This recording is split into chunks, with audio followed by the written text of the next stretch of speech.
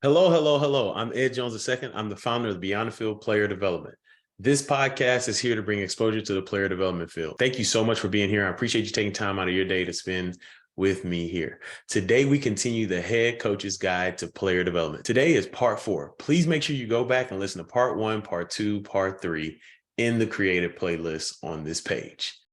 All right, we have a player development pod testimonial. Before we start the show, I want to thank Rochelle Owens, who says this about the player development pod. It has helped me see those in the industry doing the work. Additionally, I've gained more perspective and direction for research. That's awesome. That's awesome. We love those who are researching player development. We love that we're able to help you in your research. Rochelle, thank you so much for listening to the pod. And thank you so much for leaving that note about the player development pod. All right, player development conference update. Major announcement. The player development conference will be May 19th and 20th, virtual. That Friday and Saturday, it will be a virtual conference. If you are interested in sponsoring the event, please click the interest form in the show notes. If you're a business or if you have services, this is the conference to sponsor. You will be in front of so many athlete development and player development people from around the world. So if you want to get access to those who have the ear, the hearts, and the minds of athletes around the world in the college space and the pro space, sponsor this event. All right, today we continue the series Head Coach's Guide to Player Development. I know my setup's a little different. I'm in one of my kids' room, but I like the natural light. I think it's great. And my ring light is not working. So we got to make adjustments because I got to get this content to y'all. Now, as we jump back into this series, one thing we talked about is player development's impact can only go as far as the support of the head coach. So head coaches, this series is here for you to gain a better understanding of player development. Coaches in your role, there are 3 scenarios that you will see in regards to player development. Scenario number 1, you will have to create player development or a player development program. Scenario number 2, you will have to hire someone for that program you created. And then scenario number 3, player development will be established as you take over a program. Today, we're going to talk about scenario number 2, hiring player development. I get this question a lot. A lot of people ask, how did you get hired? What did you do to begin in player development? Now, my story is a little different than others, so I'm going to share it here. I was a high school coach for 6 years. And when I got into this role, I was serving the athletes at my alma mater, Hightower High School. Shout out to the Hurricanes, 33 Hurricane Lane, you know.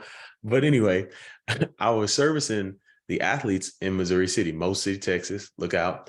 And so what happened was we were loaded. I'm not gonna lie to you. We had a sophomore class that was loaded. We had about 8 guys that played Division I football. We had about 15 guys that played college football overall. So I knew for 3 years I was going to build relationships with college coaches. And I mean, every university came through that you could think of, Power 5, Group 5, HBCUs, FCS, D3, D2, they all came because they were looking for players.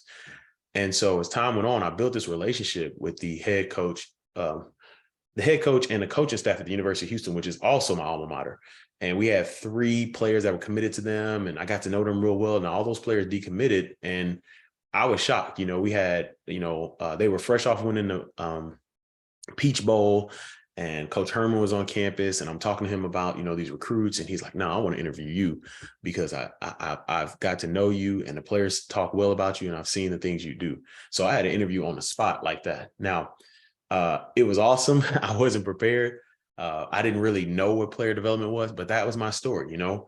I was excited to be in a role. This role has grown. I've talked to coaches. I even talked to head coaches like, hey, what, skills or what should I look for in hiring someone in this role? I don't know why Coach Herman hired me. I'm super excited he did, but I don't know what skills I had that transferred for him in his program. But here are the 3 soft skills that I'm going to speak of that you need to look for when hiring this role. I believe that these 3 soft skills will provide the greatest impact for your program if the person in this role has those in their repertoire. Number 1, you got to find a relationship builder.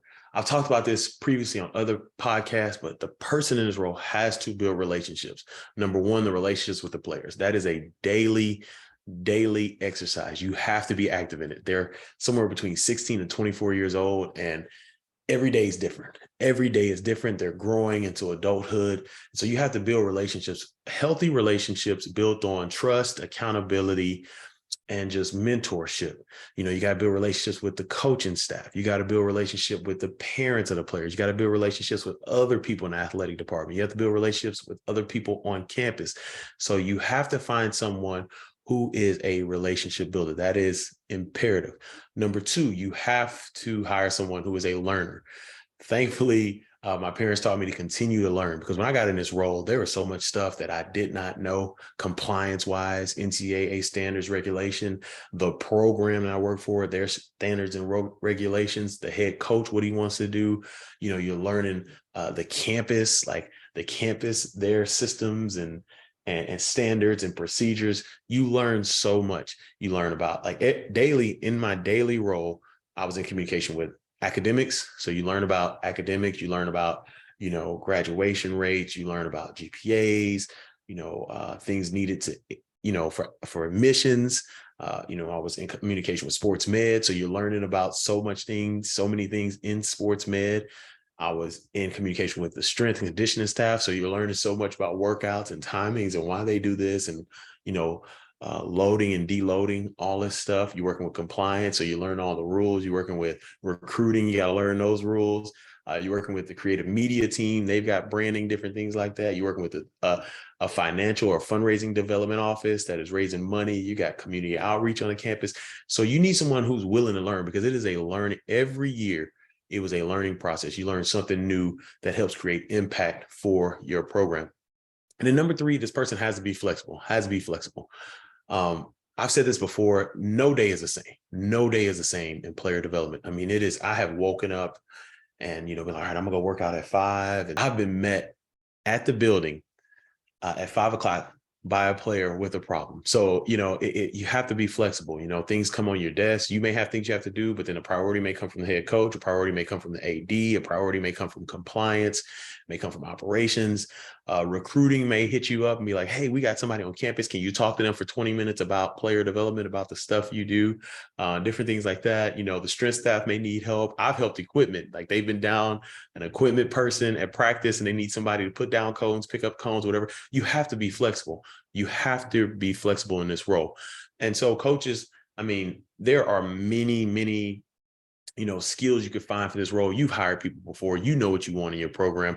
But I think specifically in this role, if you could find a relationship builder, if you could find someone who's a learner, and if you could find someone who's flexible, that will provide the greatest impact in your program. Now, if you want to add to those three, awesome. Perfect. I think those are foundational for hiring someone in the player development role. Hiring for this role could be a lot. You got a lot of things going on, coaches. This is normally, when I got hired in this role, it was normally right before or after signing day. So you have to, worry about, signing. Now you got the transfer portal. You're trying to get players in. You're trying to get them enrolled. You're trying to get them on campus. And so I wanted to provide this for you to help you make that easier. Once again, like I said earlier, you do have your strategies, your skills you look for. I just want to create a foundation for you.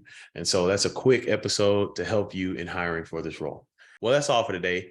Wanted to let you know, head coaches, the Head Coach's Guide to Player Development is out. This is a guide to walk you through what I've talked about during this series, but it takes you even deeper into understanding player development and how it can help your program. Get your copy today. The link is in the show notes. I look forward to the next podcast in which I talk about what to do when you take over a program and player development is established.